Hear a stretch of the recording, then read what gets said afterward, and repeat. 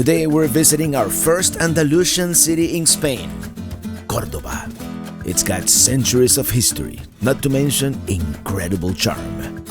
Our van adventure overseas continues next. I'm riding in my RV, wherever I want to be, 'cause I'm free in my RV. Yeah. Well, good morning. As you can see, common sense, or lack thereof, is a global thing. Whole parking lot empty, and it parks right next to us.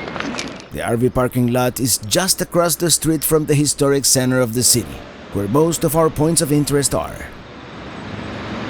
And there we go, Mezquita, Catedral, 10 minutes, Alcázar, 6 minutes, San Basilio. Let's do it. Let's walk through the 14th century Puerta de Sevilla, Seville Gate, into the old walled city, all painted in white. The main thing we want to see here is the Mosque Cathedral of Córdoba. And as it is the case with many of these popular attractions, you have to buy the tickets online, in advance, for a designated entry time, and luckily we were able to find some last minute. Our entry is at 10 a.m., so we have some time to kill before then. A good opportunity to get lost along all these quiet streets. When we were back in Madrid, I mentioned here nothing ever happens too early. And let me tell you, I think Andalusia may be even a little more laid back. They also have all these lovely interior patios and narrow streets. These are the royal stables. I believe sometimes they have equestrian shows. We are now approaching the Alcázar of the Christian monarchs, a palace dating back to the 1300s. It has beautiful terraced gardens, Roman mosaics, Gothic towers offering panoramic views, and it was here that Christopher Columbus originally presented his plans to Queen Isabella on May 1st, 1486, only to be rejected initially and eventually approved by King Ferdinand. I think we're going to save the Alcázar for last. I just noticed the change in vegetation, you know. We are now in the south, in Andalucía, and we have palm trees.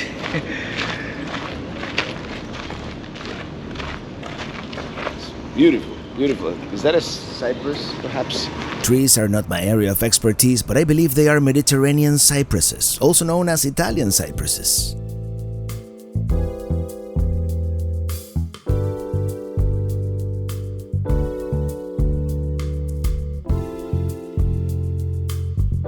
I wonder what this is. It's a seminary. There it is, the Mosque Cathedral of Córdoba. Built as a mosque between the 8th and 10th centuries, converted into a cathedral in the 13th century, when Córdoba was captured by the Christians during the Reconquista. What we will see inside and the bell tower itself are from the 16th century.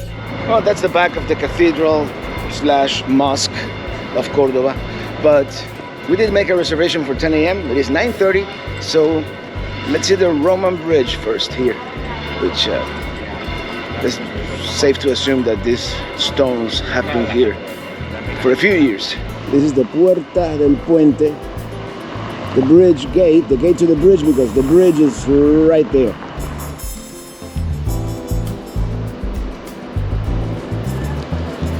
We're gonna walk a little this way so we can see the bridge from the side here. All modes of transportation here in Córdoba. Here's the Albolafia water wheel.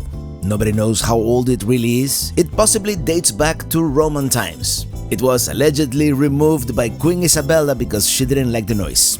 I guess peace and quiet was more important than running water.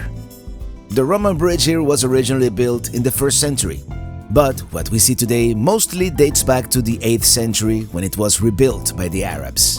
Let's walk at least to the halfway point. Looking downstream on the Guadalquivir, we see the ruins of another mill.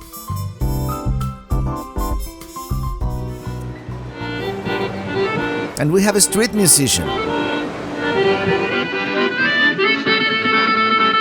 I've never heard the Macarena with an accordion.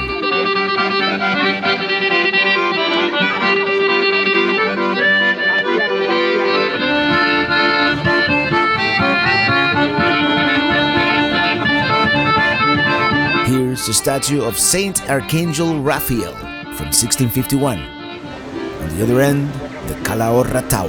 Let's go back.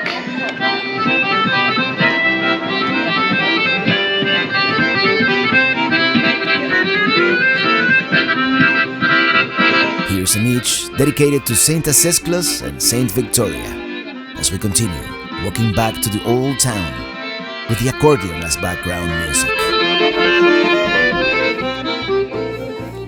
The Guadalquivir here, by the way, is the great river of Andalusia. It used to be navigable all the way up to Córdoba before they built all these weirs and water wheels. Nowadays, it is still navigable up to Seville, another great city we'll visit soon.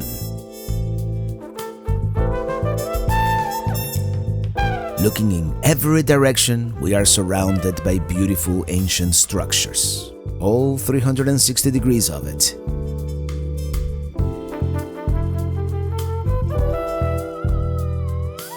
The building directly in front of us is the Episcopal Palace, the Bishopric of Córdoba. On the other side of the street, the Pièce de Résistance that we are visiting next. Take a look at the exquisite detail, the intricate patterns on this lavishly decorated wall, which has probably been there for over 1,000 years. It is hard to wrap your mind around how old all this really is. There's a very long line to go in, but it should go quickly since we have timed entry. I thought there was gonna be like security checkpoint, but no, you just walk in, which is kind of refreshing. As the legend goes, there may have been a Roman temple here dedicated to the god Janus, but there's no evidence of that.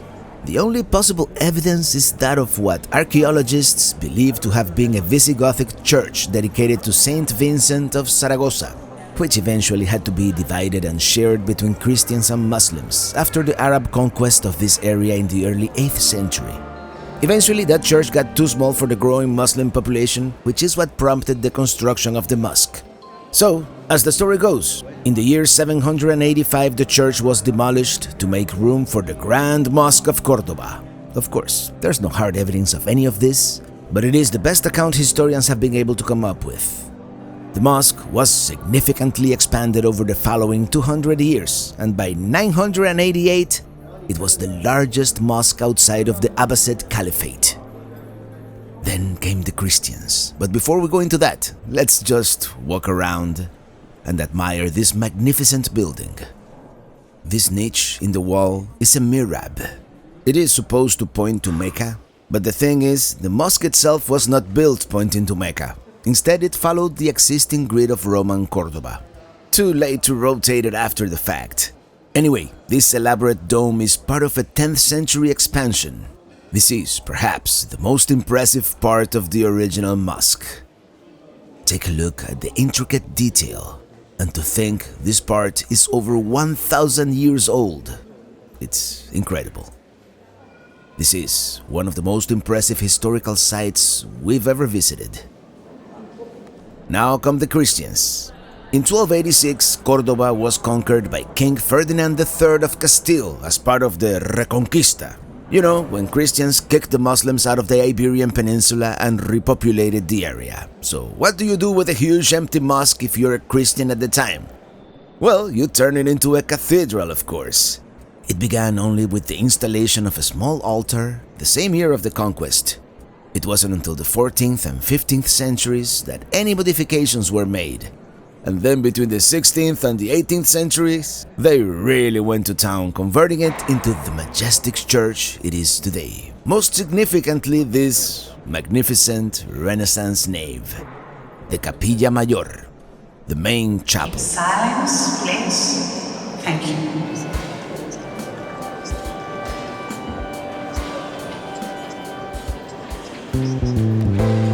That's incredible woodwork and incredibly well preserved.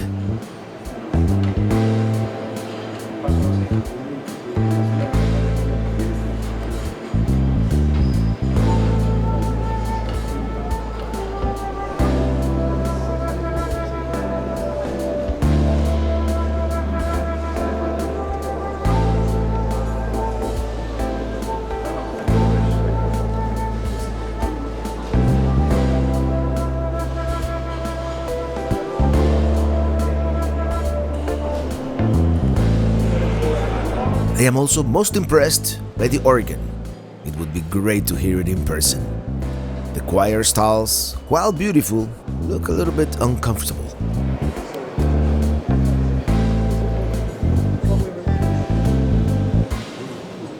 I don't know which part I find more impressive, if the mosque for its antiquity, or the cathedral for its opulence and many works of art.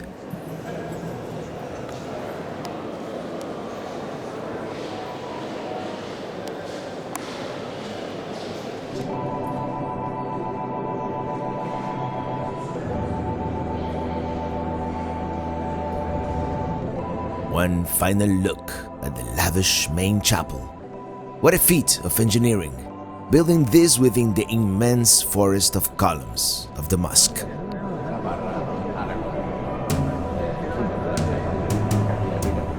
Let's continue exploring.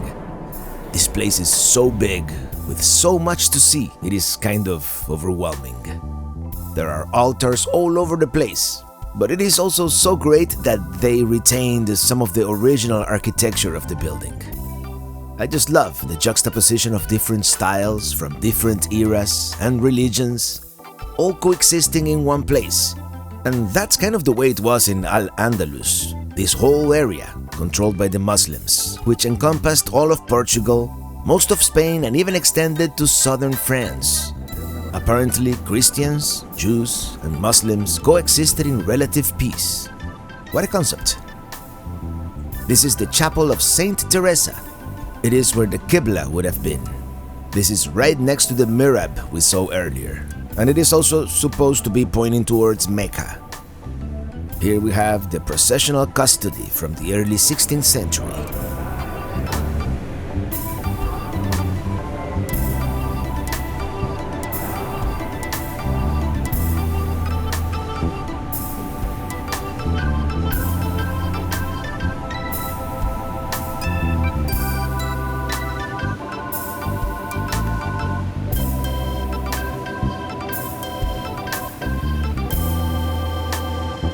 So much opulence and wealth everywhere. So much gold.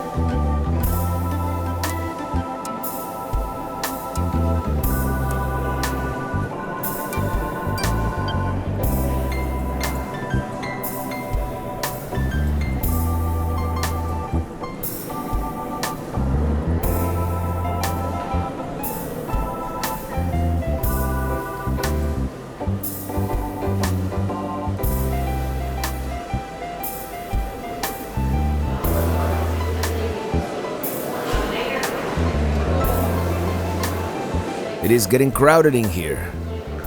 We keep going back and forth between Christian and Muslim areas. Some parts, like here, we have both. Just when you think you've seen everything, there's more and more. It is endless. It is really overwhelming in here. It's because of the sheer size of the place, and you kind of get lost. You know, you don't know where you've seen. You don't know where you've been, and yeah, it's so great to be here. You know, the Visigoths, then the Muslims came, and then what do you do when you conquer a Muslim temple? You build a huge Catholic church inside, right? It's overwhelming, it's just too big. I think we're lost. We're looking for the exit and can't find it.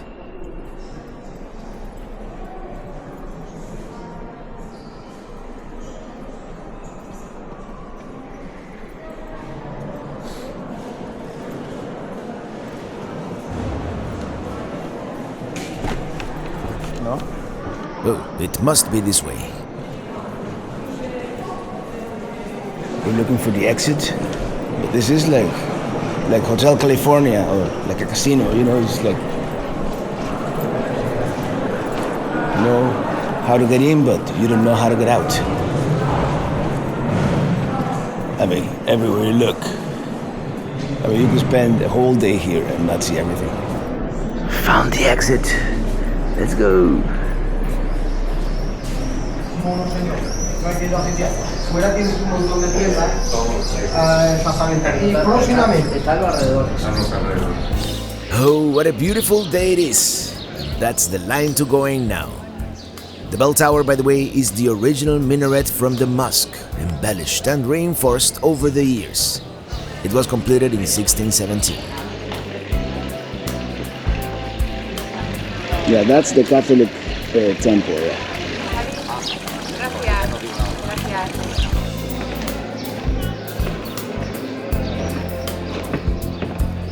Let's continue exploring Córdoba.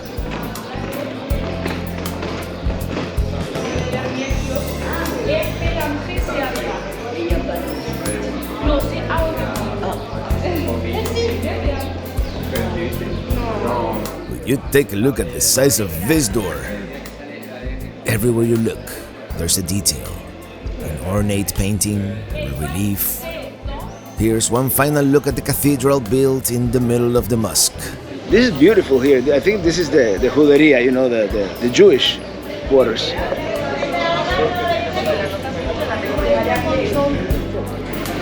Oh, we hadn't seen this. The very well-preserved Córdoba Jewish quarter has the traditional layout of a medieval Islamic city. It has two main streets surrounded by a labyrinth of smaller streets, many of them dead ends or narrow alleys. Not the best urban planning if you ask me, but the result is unbelievably charming. And the sheer amount of tourists seems to reinforce that. Pastel cordobés.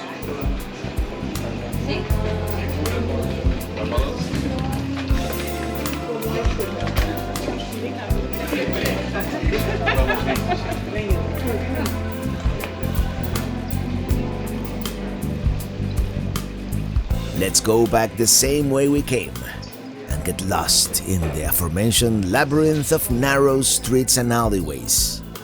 And maybe find something to eat.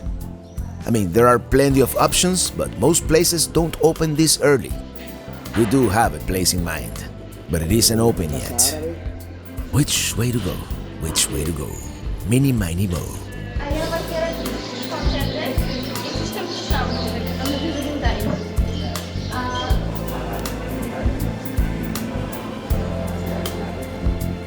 I keep running into these cows in Spain. They're everywhere. Oh, hello. Do you happen to know any good restaurant that is open right now? Because this is the thing. We decided to skip breakfast and all the restaurants open at 12 or 1. So there's nothing open except like a gelateria, which we're not gonna have ice cream for breakfast, right? All kinds of shops selling crafts, souvenirs, jewelry. We're not really going to buy anything, but it is good to browse and people watch.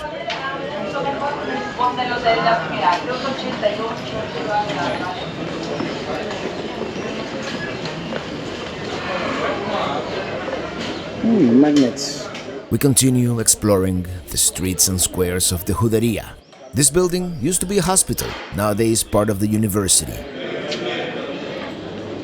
And we thought the streets in Toledo were narrow.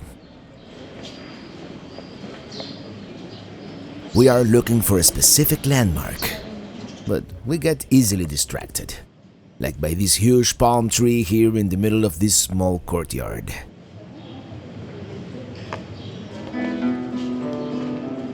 Here's the Zoco, or souk, which is like a bazaar, and this one sells crafts.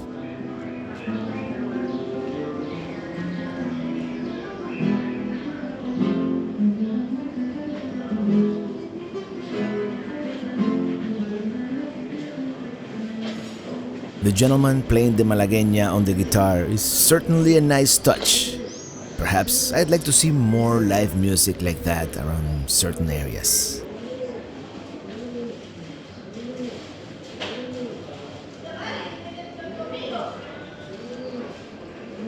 I think this is the way.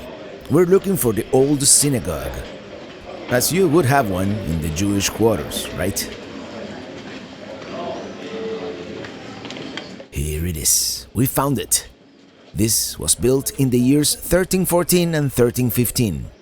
As I read, it is a great example of Almudéjar architecture, given the Arab influence. It is supposed to be one of the best preserved from the medieval era. And yes, I can see the Arab influence in these patterns on the walls. It is quite beautiful. 700 years old, which is incredible. In 1492, the Jews were expelled after the Reconquista. So after that, the temple was used as a hospital, the St. Crispin Chapel, and even a school for children. It is so great that all these buildings have been preserved so well after so many years for us to explore. Let's continue.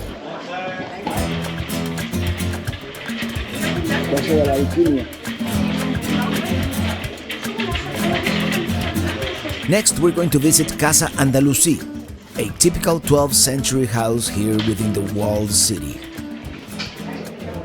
As we cross the threshold of this painstakingly restored house, we're transported to a different era, a traditional Moorish home with this beautiful and pleasant courtyard. Let's see one of the rooms. Yeah, the phone ringing is certainly an anachronism here. It is lovely. If this is really the way it was, life probably wasn't so bad in old medieval Córdoba. We get a nice paper guide so we know what we're looking at.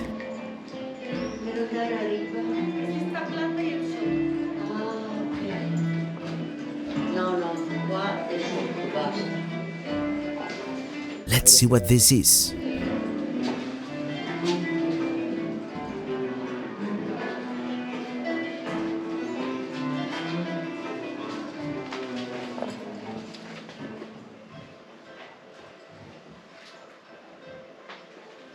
Oh, I guess this is the gift shop.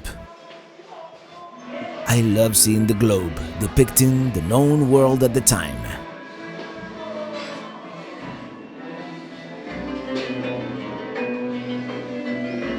I guess the second floor is off limits. The second floor is not included, so let's continue.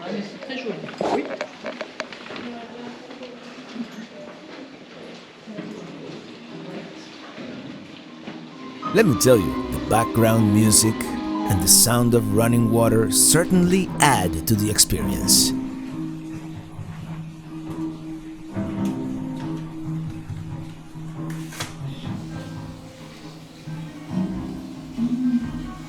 Look at that tiny little book. Perhaps the Quran, I would assume.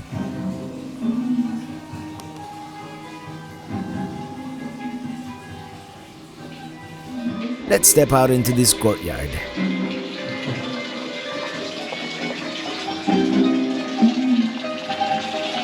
People were really into fountains around here, right? And the soothing sound of running water. This part here is the Museum of Paper. Apparently, these were the first machines for making paper to reach the Western world. Paper had been invented in China probably as far back as the 2nd century BC, and by the 8th century AD it had finally arrived to the Islamic world. And by the year 900, this great invention arrived in Europe.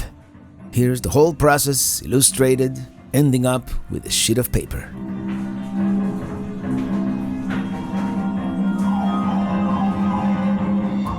Now last, but not least, the basement.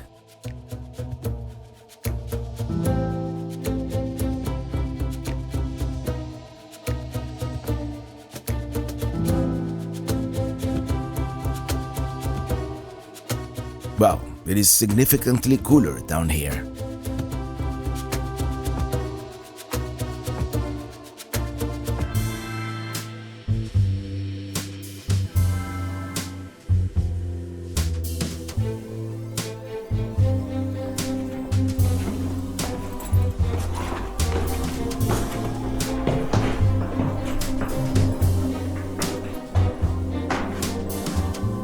pretty cool. I think this may have been worth the $4 that we paid. Just to see how, people used to live. You guys are real, alive.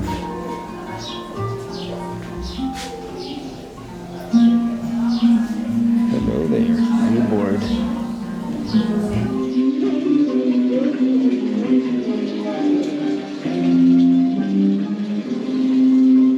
This narrow alley must be the back of the house.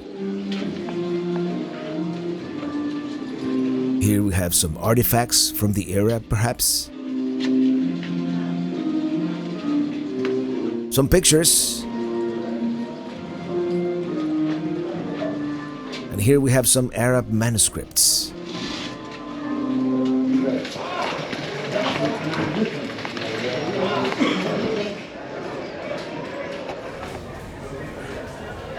Well, Bodega Guzman just opened and it comes highly recommended, so let's get something typical to eat. Well, this is called a finito, and it's their local wine, that they make it here.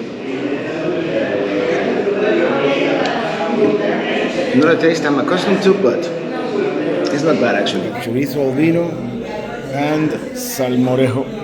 This is salmorejo, which is cold tomato cream with ham. What could possibly go wrong with that? I'm not a fan. Check out this old bathroom. I haven't seen this in a long time. The tank is way up there and you pull on a chain to flush. Well, Bodega Guzman here, really cool. Nice vibe, great service. That salmorejo, it may be an acquired taste, at least for me, but it wasn't bad. And the chorizo al vino with wine, very good too. So now we're gonna continue exploring Córdoba, or like Ricardo Montalban used to say, Córdoba. And with that, we're going to exit the Juderia, the Jewish quarter, through the Almodóvar gate. We are now outside the city walls. Take a look at this. Gardens right here.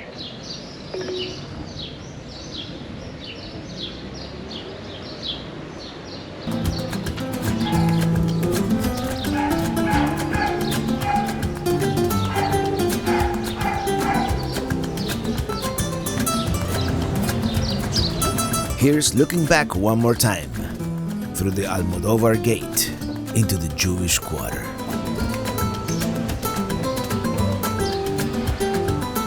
Going through that gate was like going through a portal, huh? All of a sudden, we are in the modern city. That was drastic. We're not hungry, but we're gonna go into Mercado Victoria for a refreshing beverage. This is pretty cool.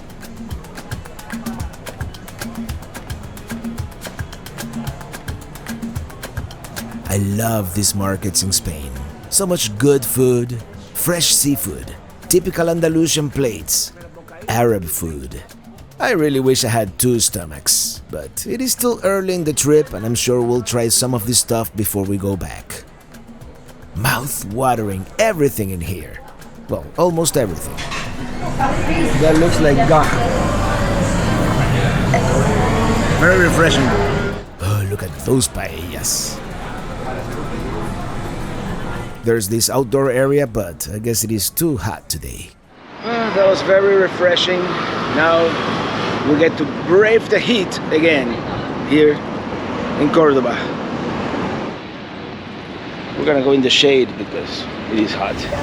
We're going to start heading back towards the Alcázar, but taking a different route through Calle Concepción here, which definitely has a much more local vibe. I'm sure there are a few lost tourists like us among the locals, but it does feel like a totally different city. Here's the octagonal tower belonging to San Nicolás de la Villa parish. It seems like a very pleasant city, like to live in it, with this wide pedestrian area, Avenida del Gran Capitán, which I would translate as Avenue of the Great Captain. Here's looking in the opposite direction, at the narrow San Felipe Street. I mean, this is such a vibrant city.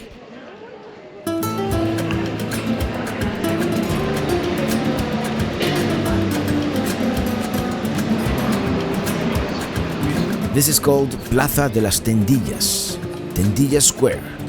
And the good-looking building is the Union and Phoenix building, with a statue of the phoenix bird on the top, spawning from the ashes.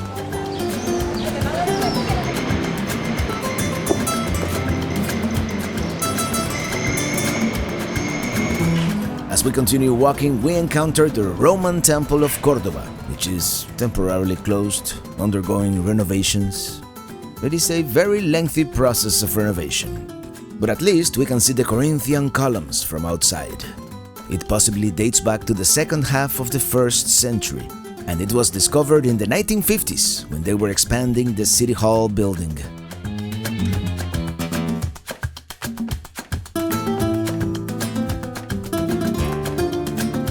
I guess that's how it's going to look once they finish all the renovations.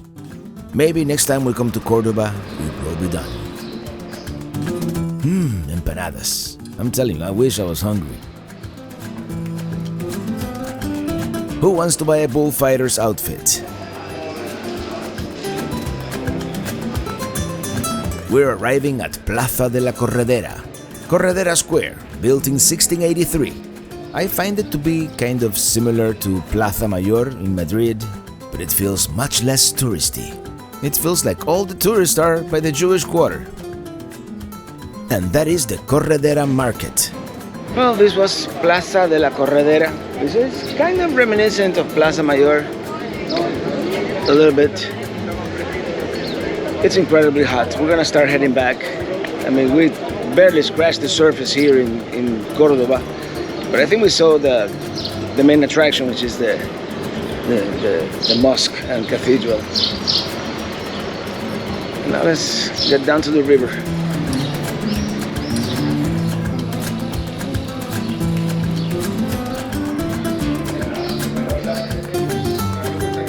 It almost feels like we're back in the Jewish Quarter. We're certainly getting closer. This is called Plaza del Potro, Fall Square. And this is Fuente del Potro, Fall Fountain, hence the small galloping horse on top of it. Here, a column dedicated to Saint Raphael.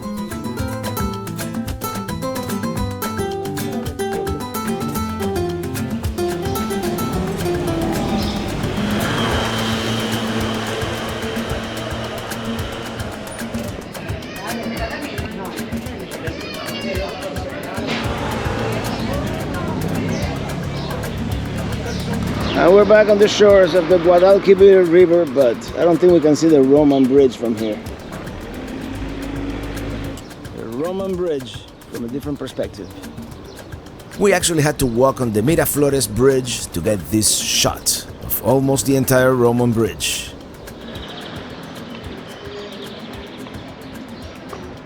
Something tells me we're back in the touristy part of town.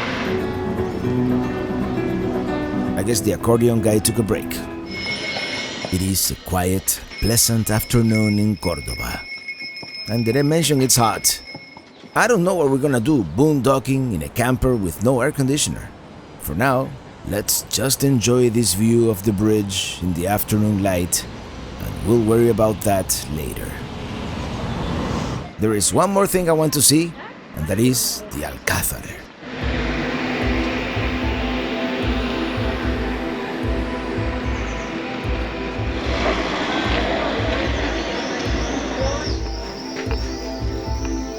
This would have been the western patio, also known as the ladies' patio. We can see several structures in ruins. Here's the drawing room and the Hall of the Mosaics. The room was originally built to be the Inquisition chapel, and nowadays it has all these 2nd and 3rd century Roman mosaics. Let's take a closer look at one of the mosaics. This one is from the 3rd century.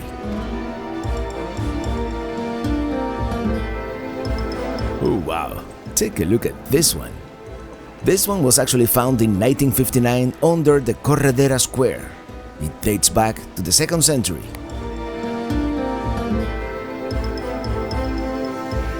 This one also dates back to the 2nd century. It's just amazing. Now let's go up to the tower. We must have made a wrong turn because we missed the Roman sarcophagus. This is the line to go up to the towers. Up the medieval stairs we go.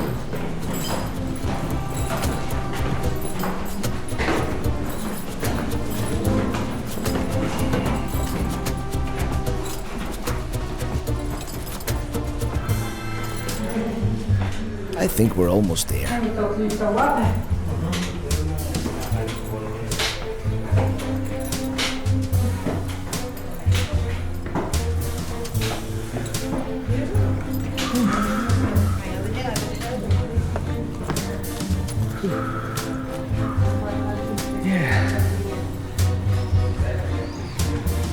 Might as well go all the way to the top.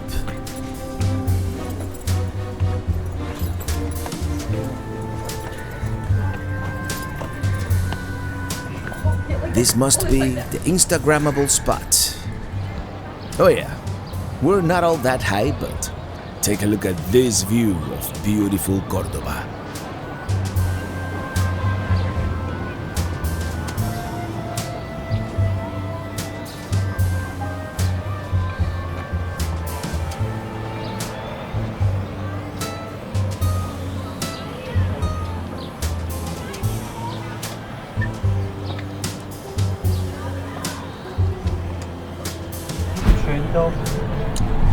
Alright, we made it to the top of one of the towers. Now let's go to the other one.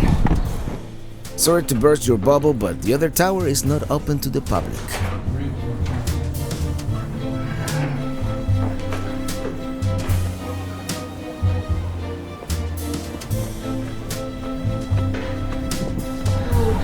Now let's climb that second tower, and I think this is the last thing we're going to do here in Córdoba. It is like 100 degrees. It's like 96, I think. I think in Celsius it's like 41 or 42. It's very hot. And you know I'm from Florida. I know all about hot. So when I say it's hot, it's because it really is. There's no access here.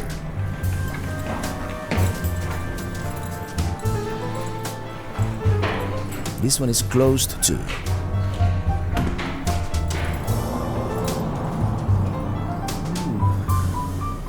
This is as far as we can go.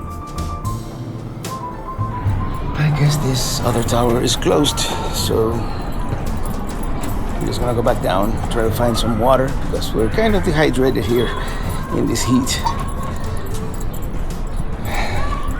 We might have to go to a hotel tonight.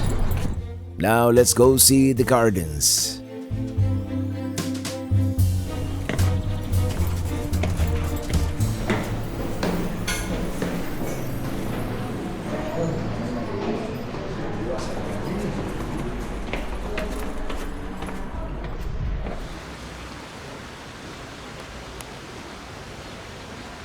Is that fish trying to tell me something?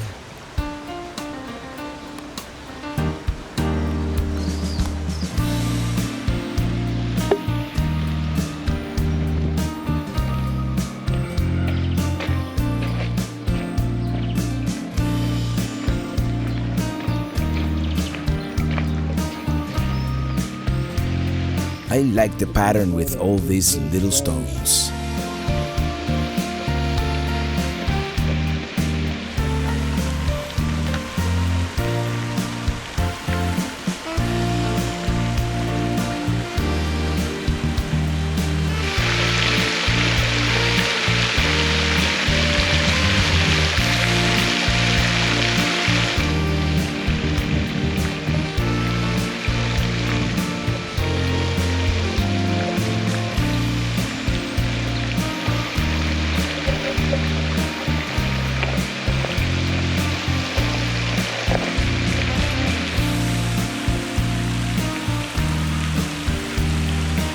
Roman columns, solid marble. This is called Paseo de los Reyes, and there are statues of several kings. The one at the end, that of Christopher Columbus with Ferdinand and Isabella. Well, we could spend all day here exploring every nook and cranny, but the reality is, it's way too hot. Maybe we should come back in winter time. Let's get back to the RV, to the camper van. We are actually taking the quickest way back.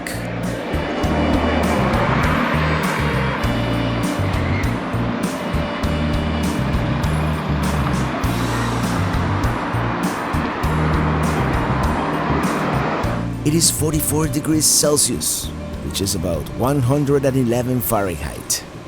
No wonder. It is 44 degrees Celsius, which I'm pretty sure is way over 100 in Fahrenheit. So we are not gonna go to Seville. It's gonna be even hotter tomorrow in Sevilla, and nope, not in the mood. It's almost 10 degrees cooler on the coast in Cádiz, so we went to Cádiz. Just because. Yeah, either that or go to a hotel, and I'd rather not go to a hotel. So we're gonna dump the grey water, fill up our fresh for a whole €2 that we have to pay there at the machine. We dumped our cassette toilet yesterday. Sorry I didn't show you. You probably didn't want to see it actually, but it was it was dark. It was at night, but we had to do it. It was full. So without further ado, away we go.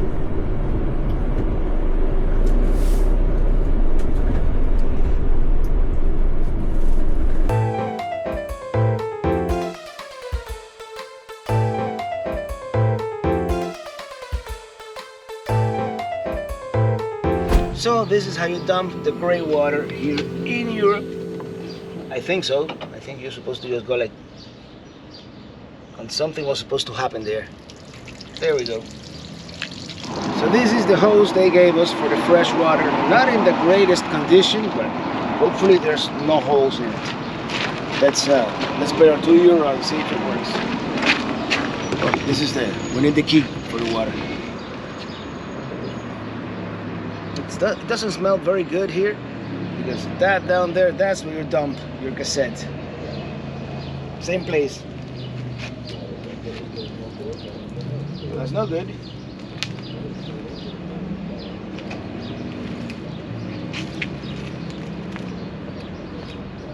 The quick connect was too quick to disconnect.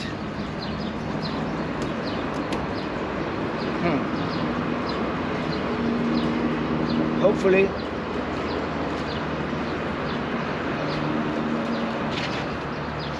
let's untangle all this.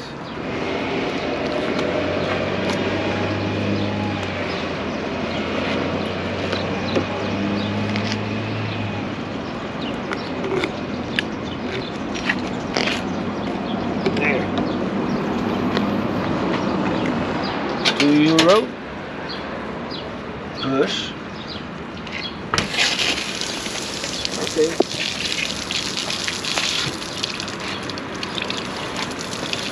They gave us a bad hose. One more thing to add to the list of bad things they gave us with the van. Can't make this stuff up. Yeah. 23.70. The ride is going to be $23.70 for our almost 24 hours here, so that's going to do the tap to pay.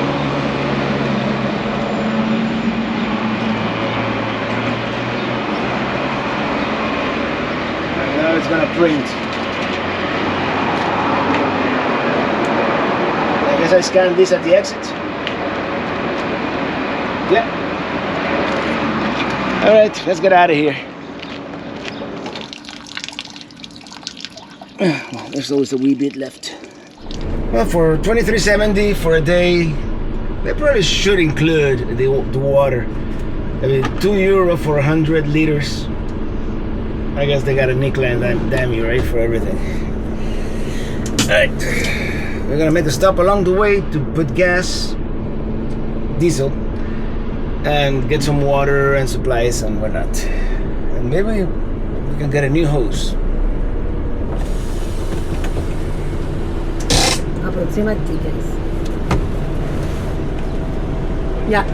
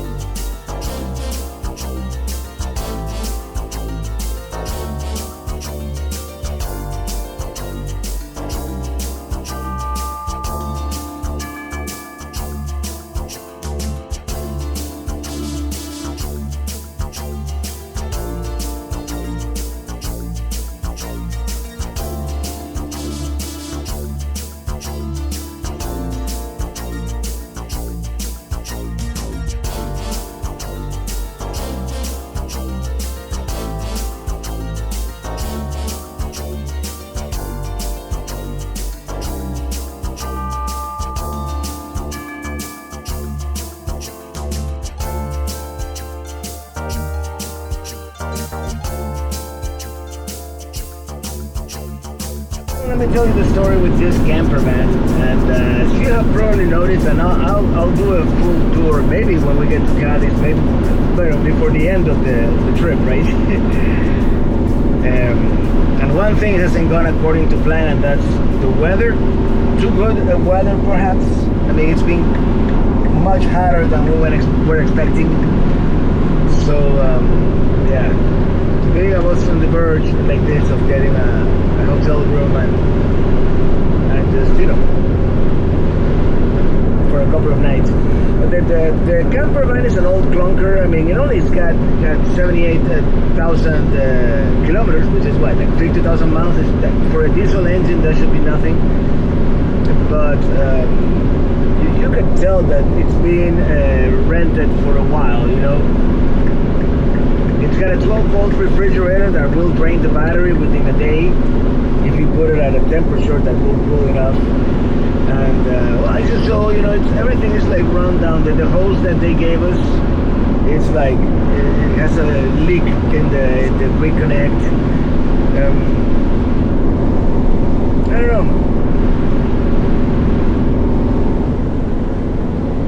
Also, I'm getting a warning light for the chassis battery, so I haven't, you know, hopefully it'll last the 3 weeks that we're gonna have this campervan. But if anything, I really hope they have like emergency roadside assistance. If you leave the water pump on, which right now it's not on, the toilet slowly fills up, which is there's gotta be a leak there somewhere too. When you fill up the water, it's leaking too. I mean, I don't know, there's a bunch of, I mean, there's nothing technically wrong with it except the fact that it's filthy. They gave it to us filthy, dirty, like, I don't know if I would recommend indie campers in Spain at this point, but we'll see. They might redeem themselves. There was only one guy, it seemed like the manager there, that was super helpful, and he cleaned as much as he could, and you know, and gave us a brand new shower curtain and all that. But I'll keep you posted. But right now our main concern is the heat. That's why we're switching gears, changing plans, and we're going to the Mediterranean, where it is 10 degrees Celsius cooler than England. And if we have to save Seville for a future trip, Sevilla, we will, but we'll try to make it back to Sevilla when it's supposed to cool down this weekend or next week. That's why we only have a few reservations here and there.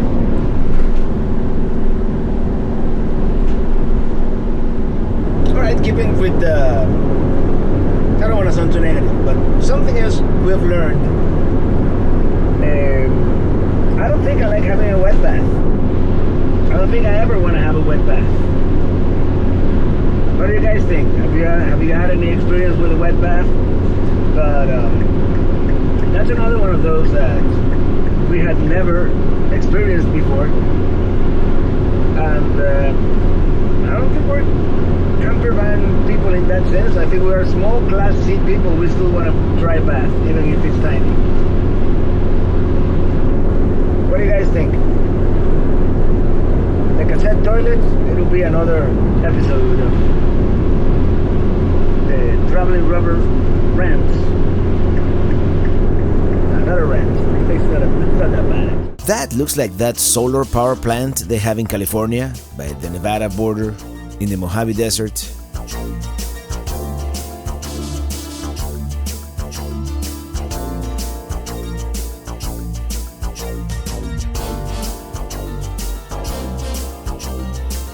Alright, on a positive note, the Fiat Ducato is kind of fun to drive, even though it's, the steering has a little bit of a play to it. Fun to drive. Has a pep to it, and I love this higher sitting position that you have on the Ducato. It's very comfortable. And fuel economy, I haven't really. Let me see if I can see it. Fuel economy, average consumption 11.9 liters per 100 kilometers. I don't know if that's good or bad. It feels good. I mean, we drove from Madrid to Córdoba with less than half a tank. Look, huge castle on top of that mountain. Alright, this is a great invention, European water bottles. When you open them, the cap stays attached. I think it's a great idea.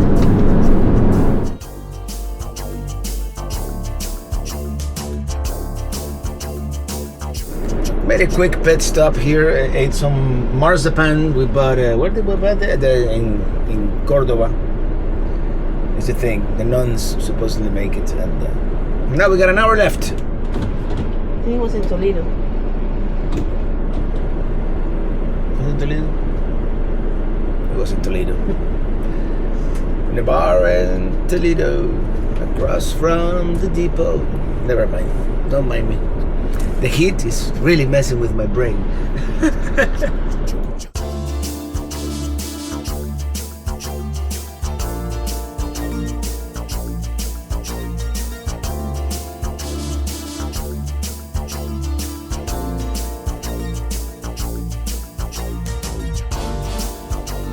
And we've made it to Cádiz.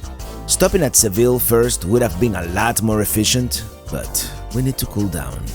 Spend one night by the Med, and then we might go back inland.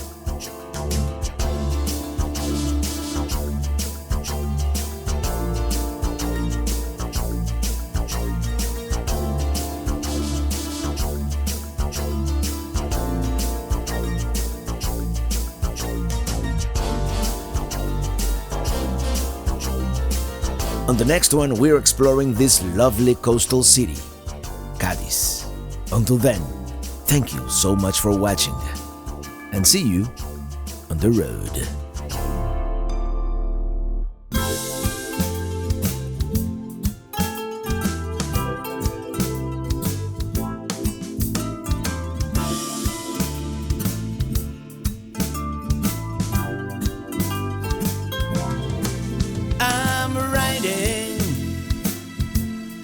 Riding in my